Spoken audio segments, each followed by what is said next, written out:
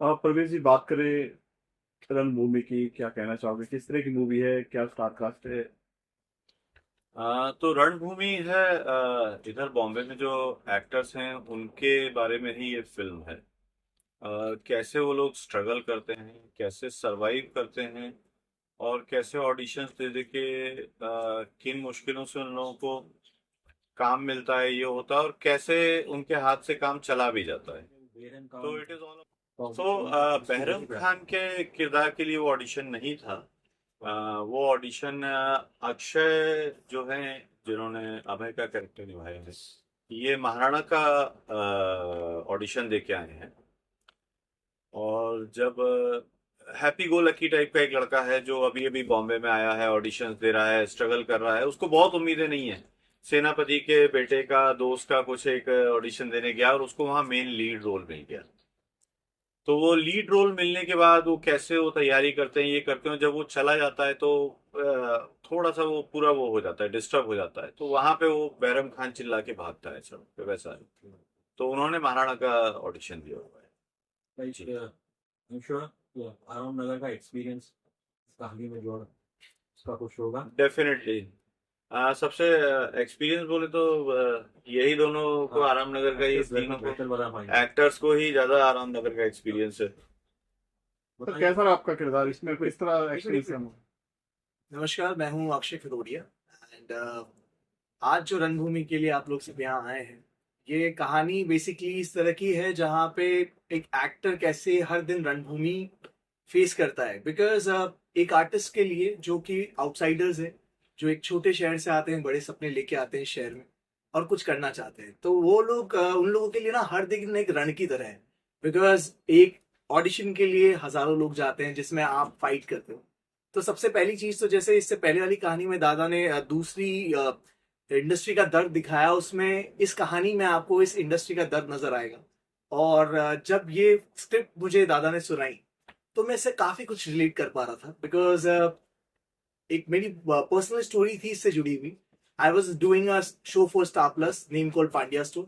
And 3 साल super hit होने के बाद देन एक ब्रेक था जो मैंने लिया था एक फिल्म के लिए, जो कि आप लोग शायद जानते होंगे, हिंदुस्तान के बहुत ही यंग एंड बहुत फेमस बाबा हैं जिनके जिनकी बायोपिक में करने वाला था। And I was the lead of that film. सो उस फिल्म के लिए ऑलमोस्ट मैंने काफी अरसा दिया था उस किरदार में ढलने के लिए, वैसे ही 6-7 महीने 8 महीने दिए अपने। तो जब वो फिल्म अनफॉर्चुनेटली किसी सर्कमस्टांसिस की वजह से वो उसमें नहीं जाते, हम बताते हैं कि एक आर्टिस्ट की जर्नी क्या होती है। उस आर्टिस्ट ने लाइक मैंने उसके अंदर हर तरीके के एफर्ट्स डाले उस फिल्म को करने के लिए, और बीच में वो फिल्म किसी वजह से नहीं हो पाई।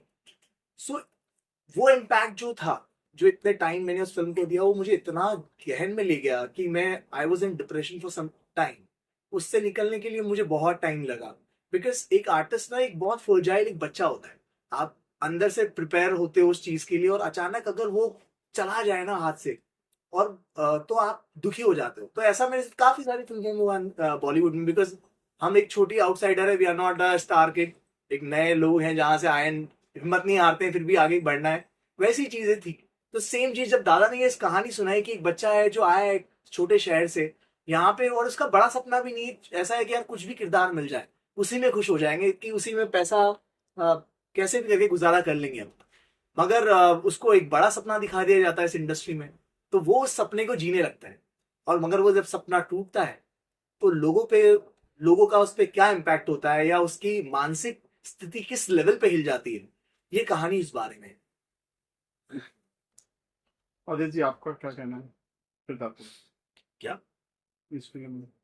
फिल्म के बारे में? ये किरदार को लेके क्या कहना किरदार को लेके तो ऐसा है कि ये शरद है, और शरद कई सालों से स्ट्रगल कर रहा है ना।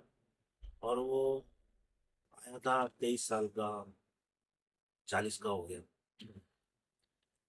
उस टाइम पे।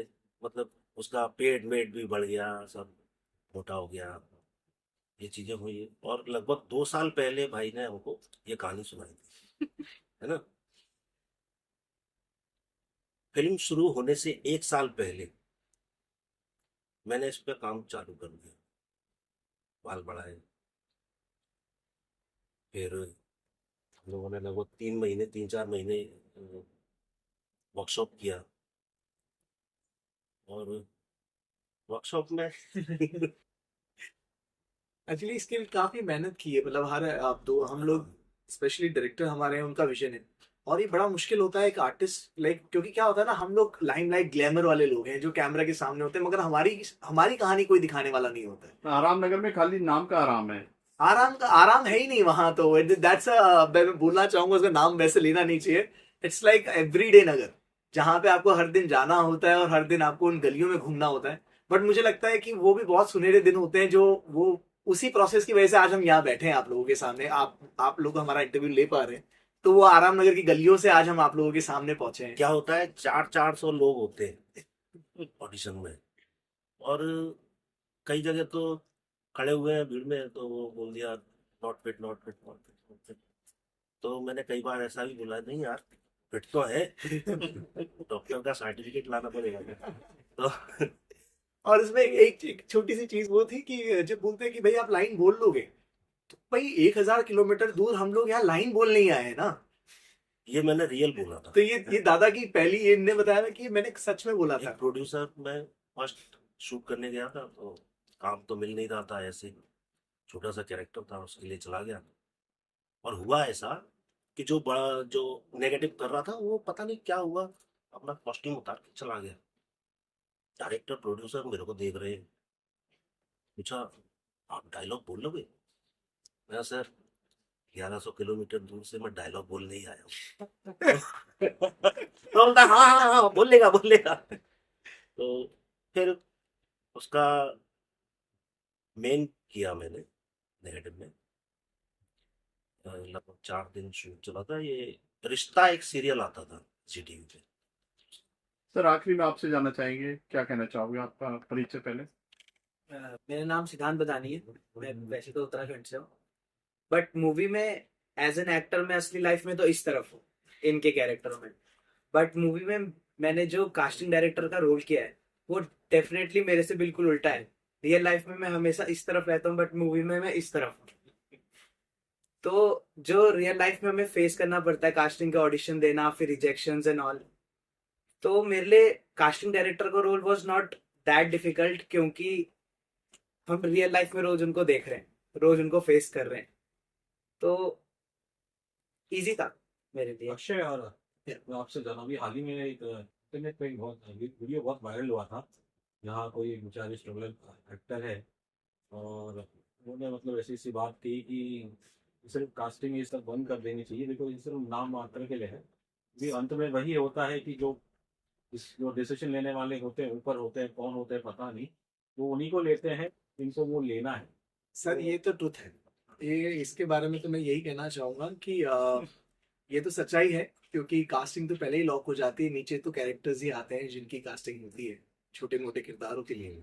मगर मैं एक चीज बोलूंगा, ऐसे बहुत सारे प्रोडक्शन हाउसेस भी हैं साइमल्टेनियसली इस इंडस्ट्री में, ऐसे प्रोडक्शन और ऐसे डायरेक्टर्स आ गए हैं आज, जैसे परिवेश दादा है, he is one of them, जो नए नए आर्टिस्ट को, नए टैलेंट्स को उस लेवल पे लेके जा रहे हैं। इनका प्लान है कि ऐसे ही आर्टिस्टों के साथ काम करूं जो कि सच में जिनमें टैलेंट है, जो कि कहीं उनको फेम की जरूरत नहीं है, वो अपनी टैलेंट से वो फेम पाएंगे।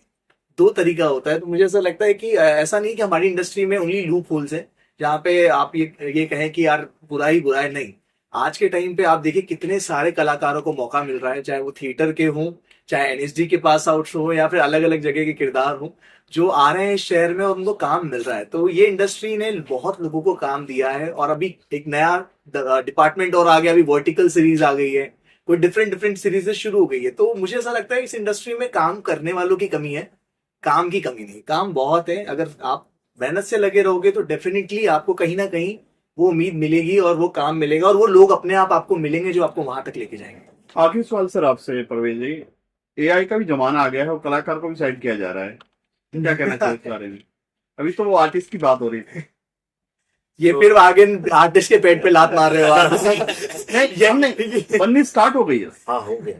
बननी स्टार्ट हो गई है, बट मेरा उतना इंटरेस्ट नहीं है बहुत ज्यादा। एआई के अपने एक लिमिटेशंस है। मुझे लगता है क्रिएटिविटी वाला जितना काम है वो जो एक ह्यूमन माइंड है वो जितने अच्छे से कर सकता है वो एआई नहीं कर सकता। एआई से आप चीज़ों को अलग तरीके से आप उसको यूज़ कर सकते हैं, और बहुत लोग बहुत अच्छे से स्मार्टली उसको यूज़ कर भी रहे हैं। जैसे राइटर एक स्टोरी लिखता है तो अब उसको बहुत सारा टाइप करने की जरूरत नहीं है, वो सिर्फ बोल देता है, कमांड देता है, पूरा स्टोरी उसमें कॉपी पेस्ट करेगा तो सारा फॉर्मेट आ जाता है उसमें बन के। तो आप किस तरह से उसको यूज़ करते हैं उसके ऊपर है। बाकी मुझे नहीं लगता कि ह्यूमंस को अभी कुछ समय तक तो रिप्लेस नहीं कर सकता, आई का कुछ नहीं कर और सकता एआई के लिए हम जो कमेंट कर रहे हैं, अगर साइमल्टेनियसली देखें एआई के साथ साथ अभी थिएटर की डिमांड कितनी बढ़ गई है। लोग अब थिएटर प्लेस कितने ज्यादा बढ़ गए हैं, कमर्शियलाइज होने लग गए हैं, लोग रियलिज्म की तरफ जा रहे हैं।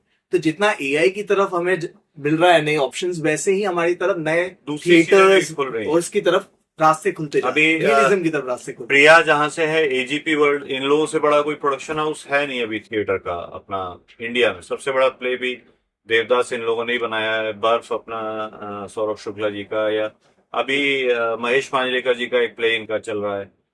तो इन लोग काफी थिएटर करते हैं और सारे कमर्शियल थिएटर हैं। तो दीज गाइस आर लाइक अच्छे एआई लोग रन कर रहे करने हैं। के लिए भी ह्यूमन चाहिए और हम कभी रिप्लेस नहीं होंगे, दैट फॉर श्योर। कमांड डालेंगे कोई चाहिए। ठीक है सर, आपकी फिल्म लेट हो रही है। ठीक है, थैंक यू सर। काफी सवाल है सर हाँ डायरेक्टर साहब से। आप और पूछो सर, हाँ, कोई दिक्कत नहीं है। हाँ, बेसिकली हम लोगों ने रखा क्वेश्चन आंसर्स के लिए ही है, बट अभी अनफॉर्चुनेटली कुछ लोगों को जल्दी जाना है तो हम पहले ये कर रहे हैं। कितना मुश्किल होता है शॉर्ट फिल्म के लिए प्रोड्यूसर में? अरे बाप रे, मुफ्ती रग पे आपने हाथ रख दिया है। अभी मैं उठ मैंने तो के सुना है कि शॉर्ट फिल्म के लिए कोई पैसा नहीं। रोने ही लगूंगा उठ के। नहीं देखिए, मैं आपको ये बताऊं, ये तो सच है कि शॉर्ट फिल्म्स के लिए प्रोड्यूसर्स बहुत मुश्किल से मिलते हैं। तो जैसे शॉर्ट फिल्म के लिए एक्टर्स पैशनेट चाहिए, डायरेक्टर पैशनेट चाहिए, वैसे ही प्रोड्यूसर भी आपको पैशनेट ही चाहिए, जिसको मालूम है कि भाई जो भी लगा रहा हो वापस नहीं आने वाला। क्योंकि शॉर्ट फिल्म्स आपको कमर्शियल वो तरह से रिटर्न्स देती नहीं है। बट यस, फेस्टिवल में वो आर्टिस्ट जो होते हैं, आपके एक्टर्स को एक अच्छा रिकॉग्निशन मिलता है, डायरेक्टर है या प्रोडक्शन हाउस है, उस तरह से हमको एक वो मिलता है। बट हाँ, पैसा लगाने वाले अगर जो लोग हैं वो लोग बहुत सोच समझ के शॉर्ट फिल्म करते हैं, बहुत मुश्किल होता है। But since my this thing, AGP के साथ मेरा बहुत पुराना ये है, बहुत साल हो गए एजीपी के साथ। मैंने अपनी पहली शॉर्ट फिल्म की थी ओना के बाबा, जो बर्लिन वगैरह और बहुत सारे फेस्टिवल्स में जिसने बहुत अच्छा किया था, पेरिस लंदन सब जगह। तो उन लोगों के साथ मैं काफी समय से कर रहा हूँ। अभी हम लोगों ने एक फ्रेंच फिल्म भी की जो 2 जगह हमारी नॉमिनेशन हुआ है, पेरिस और एलए लिफ्ट ऑफ में, 7 स्टेप्स ऑफ शिवा। तो वो हमारी ऑलरेडी फेस्टिवल्स में अभी गई है, और अब बस ये स्क्रीनिंग के बाद ये लोग ये वाली फिल्म्स भी करना चालू कर देंगे। Maybe I think AGP के जो ऑफिशियल है वो बता सकते हैं कि are you trying to pitch these two short films to OTT? Yes, definitely. So our target is that we, you know, so AGP World basically has been in mostly in theaters from last 25 years. But then lockdown happened, theater was all shut. We had to evolve. Um, so that time we came up with the idea with short films because everyone was sitting inside home and trying to spend time on OTT series because that time only the OTT series also picked up. So yes, then we got this idea that we have to do something that we can, you know, actually do some creative stuff in short films, and then we started this venture, this production house that now we are bringing up a lot of short films that have already got many awards, like in film festivals. We have represented internationally, and it has got a lot of recognitions. Now we are targeting that to bring it to OTT also. Thank you. Thank you. Thank you so much. Thanks a lot.